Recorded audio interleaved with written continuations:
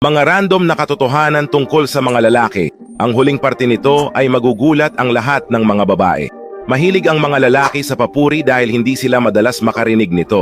Kapag ikaw ay humihiga sa dibdib ng lalaki, nasa kanya ang mundo. Kung pinapayagan ka ng lalaki na makilala ang kanyang ina, hawak mo na ang kanyang puso. Mabilis maging komportable ang mga lalaki.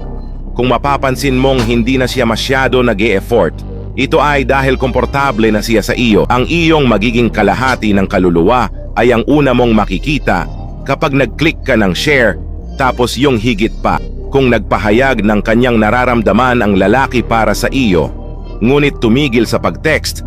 Gusto niyang ikaw din ang unang mag-text. Kung ikaw ay humihiga sa kanya at tinanong mo kung masakit o mabigat ka at sinabi niya na hindi, malamang na oo, mabigat ka at masakit siya.